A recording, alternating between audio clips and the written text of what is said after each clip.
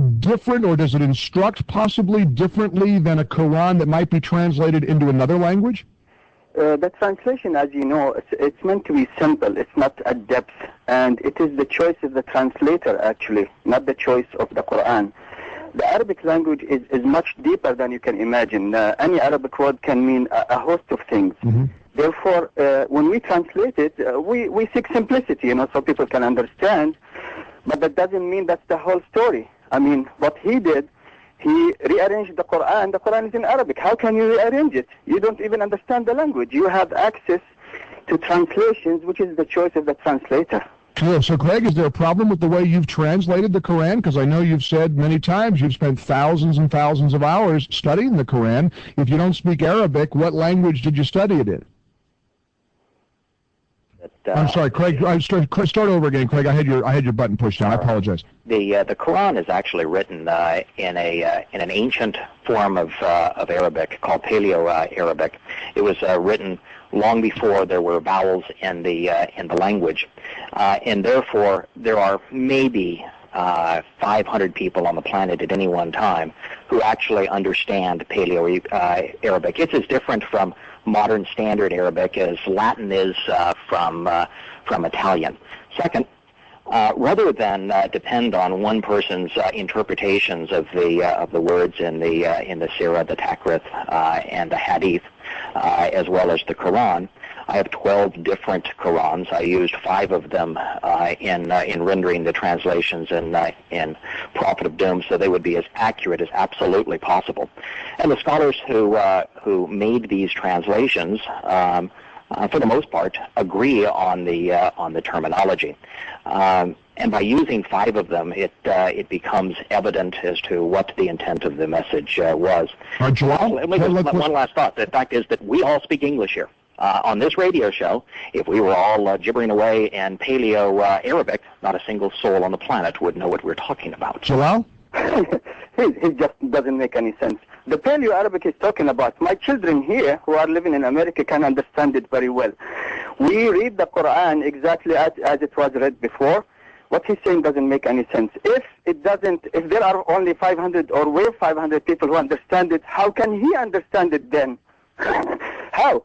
I mean, how have you translated, Craig? I guess Jalal's point is, he claims your translation is dubious at best. Well, first of all, I just told you, I didn't translate the Quran. I relied on 12 translations of it, 5 of which comprised the translations in Prophet of Doom. Second of all, if you will read the appendix of Prophet of Doom, which is called Islam's Dark Past, you will find scholars of every ilk from generations current and gone by who confirm precisely what I just said in terms of the different nature of the language that the Quran was revealed in without vocalization, which means that it cannot be pronounced in the form that it was originally written. And therefore, what I said is classically accurate. All right, go ahead, Jalal. I want to make a note. He's talking longer than me. Let me speak. You go right ahead. What he's talking about is different. The way it was written before is different. The words are still the same. We recite the Quran every day in our prayer, and we understand exactly what it means. He doesn't make any sense. We understand the Quran perfectly. And secondly, the translators or the scholars he's talking about, none of them said that Muslims can commit suicide or kill women and children in war. That's what he's avoiding answering. Where is the quote in the Quran that says kill women and children?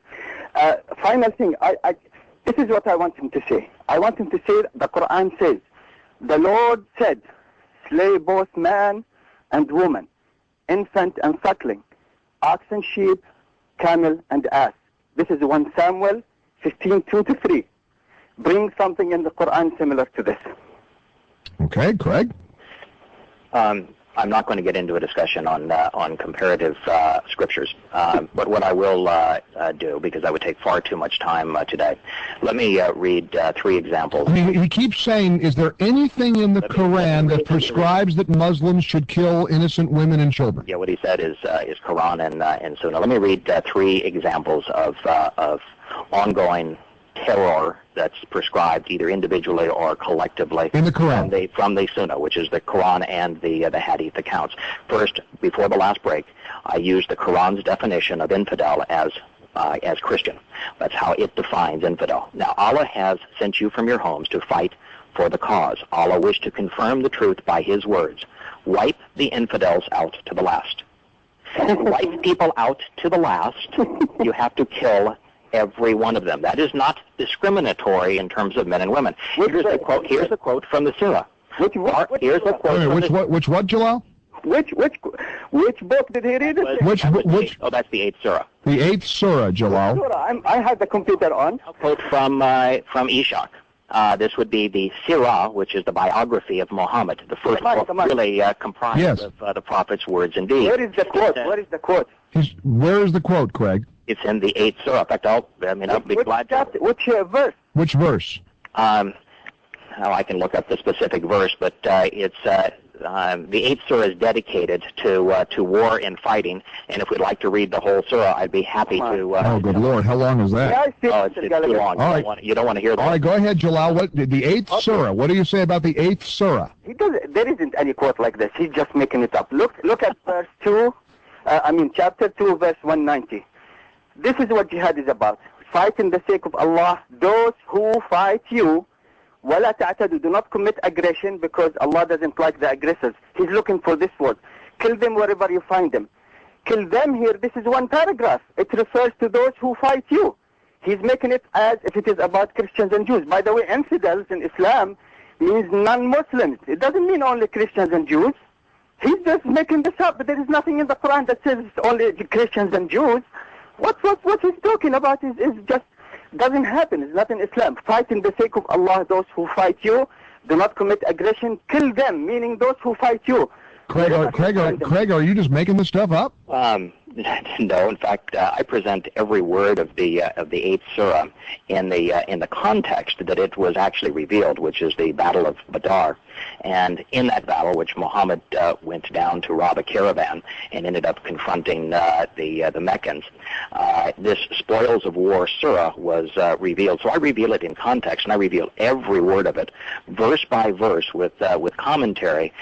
In the chapter. When you say he robbed the caravan, you forgot that the verse says exactly, drive them from where you have driven you out. They were kicked out of Mecca, and their properties were taken by force by the Meccans. Actually, that's why he went of Mecca. They chose to leave Mecca, but